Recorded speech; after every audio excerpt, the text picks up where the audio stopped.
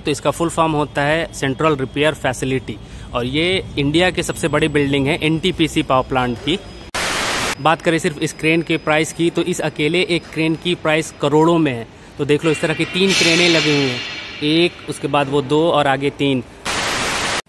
ये देखिए मेरे अंकल हैं। कहाँ से आ रहे हैं आप? प्लांट से। अच्छा, तो लगाइए आप साइड में बाइक को। उस तरफ में वो सारा बेस का आइटम रखा हुआ है, इसके फोल्डिंग का पूरा ये मटेरियल है। देखो ये प्लैंक है, ये सारे बेस है इधर रखे हुए। इस तरफ में भी देखो पूरा प्लैंक है, अलग अलग साइज का है। ये इधर बेस का आइटम रखा हुआ है। Hello friends, welcome back to my channel and welcome to NTPC Rihand super thermal power station. आप सबका एक बार फिर से स्वागत है आज की इस नई फ्रेश वीडियो में। इस वक्त मैं एनटीपीसी रिहंत पावर प्लांट की सबसे बड़ी बिल्डिंग के अंदर में हूं, जिसे सीआरएफ बिल्डिंग के नाम से जाना जाता है। इस वक्त आप जो वीडियो में देख रहे हो ये है सीआरएफ बिल्डिंग के अंदर का स्ट्रक्चर। कुछ इस तरह से दिखती है सीआरएफ बिल्डिंग। और ये जो आप येलो कलर का देख रहे हो ये है क्रेन। इस तरह की 3 क्रेनें लगी हुई हैं, वहां पर एक, ये 2 और ये ऊपर की साइड में एक देखो ये 3। इस तरह की 3 क्रेनें लगी हुई हैं। इसकी कैपेसिटी कितना है, आई थिंक 300 या 400 टन के आसपास है, एग्जैक्ट मुझे पता नहीं।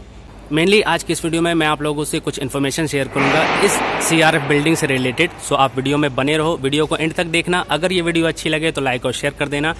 चैनल पर नए हो तो चैनल को सब्सक्राइब कर लेना, ताकि इस तरह की और भी इंटरेस्टिंग वीडियो आपको आसानी से मिल सके।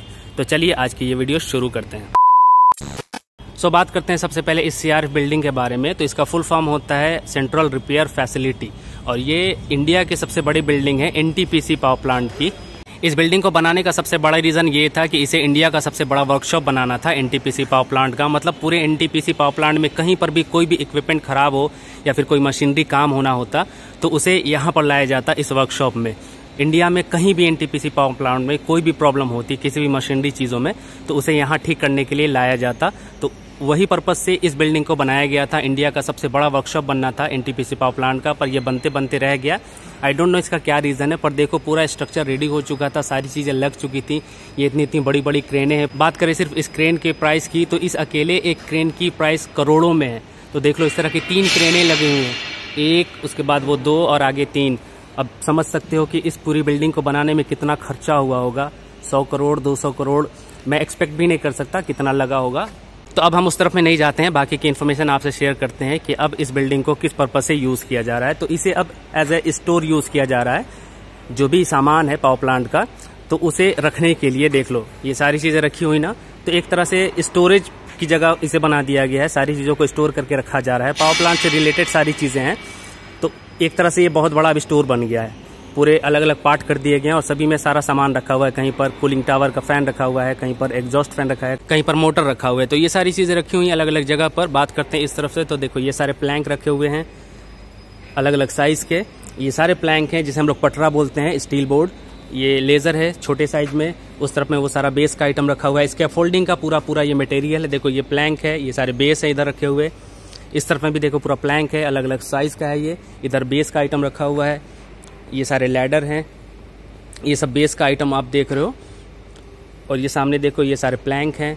ये लेज़र रखा हुआ है, सॉरी ये कॉलम इसे बोलते हैं। ये जितना भी आप आइटम देख रहे हो ये सारे स्कैफोल्डिंग के आइटम है, और इसी सारे आइटम से स्कैफोल्डिंग बनाई जाती है बॉयलर प्रेशर पार्ट में। और ये आर्गन सिलेंडर है, ऑक्सीजन सिलेंडर है, और ये डीए सिलेंडर है। ये सब भी रखा गया है, मतलब कि स्टोर करके रखा गया है ताकि ये सारी चीज़ें सेफ रहें। अब इस बिल्डिंग को बस इसी पर्पज़ से यूज़ किया जाता है। यहाँ पर अब कोई भी वर्कशॉप नहीं है, मतलब छोटा मोटा वर्कशॉप है इस पावर प्लांट का। यूनिट नंबर 1 से लेके 6 तक जो भी काम होता है तो उसका अलग से वर्कशॉप बना दिया गया। पर इस बिल्डिंग को बनाने का जो मेन पर्पस था वो कंप्लीट नहीं हुआ, उसे कहीं और शिफ्ट कर दिया गया। और अब इस बिल्डिंग को सिर्फ इसी पर्पस से यूज़ किया जाता है, सामान को रखने के लिए। जो भी आप स्टोरेज का आइटम देख रहे हो ये सारी चीज़ें रखी हुई हैं, ये सब एनटीपीसी पावर प्लांट का ही सामान है। ये जितने भी आइटम आप देख रहे हो ये सभी आइटम अभी बॉयलर में जाएंगे। वो किस तरह से जाएंगे वो भी आपको आगे की वीडियो में दिखाएंगे। सो आप चैनल से जुड़े रहो ताकि सारी इन्फॉर्मेशन आपको मिलती रहे आसानी से। ये जितने भी आइटम देख रहे हो ये सब बॉयलर प्रेशर पार्ट में अभी लगेंगे। किस तरह से लगेंगे वो सब कुछ आपको आगे की वीडियो में पता चलेगा।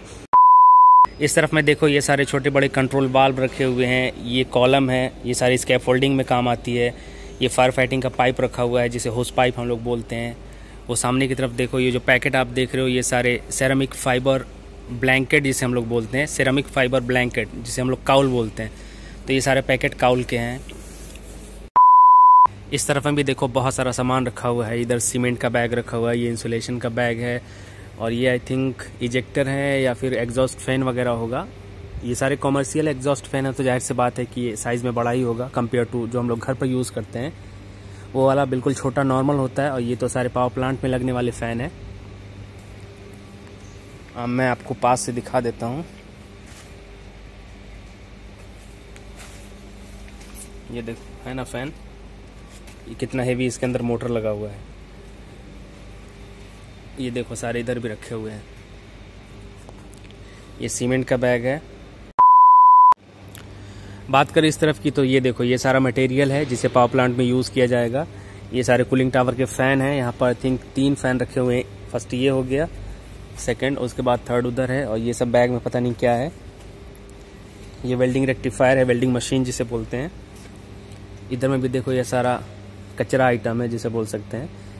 इन सब के अंदर में वायर लपेटी हुई होती है, तो इसमें की वायर यूज़ हो चुकी है, तो इसलिए ये सब इधर स्क्रैप में फेंक दिया गया है। ये सारी स्क्रैप है इधर। उधर में भी बहुत सारा सामान रखा हुआ है, पर उधर का गेट लॉक है, तो उस तरफ में नहीं जा सकते। बेसिकली इस सीआरएफ बिल्डिंग को एक तरह का स्टोर बना दिया गया है, जहां पर सभी चीज़ों को स्टोर करके रखा जाता है इस पूरे बिल्डिंग में। और जैसा कि मैंने आपको दिखा दिया क्या क्या चीज़ें अभी फ़िलहाल में रखी हुई हैं, चाहे इस तरफ की बात करें या फिर इस तरफ की बात करें, और उधर में भी बहुत सारी चीज़ रखी हुई हैं, वो किसी और पार्टी को काम दिया गया है। ये देखिए मेरे अंकल हैं। कहाँ से आ रहे हैं आप? प्लांट से, विजिट करके, जॉब से। अच्छा, तो लगाइए आप साइड में बाइक को।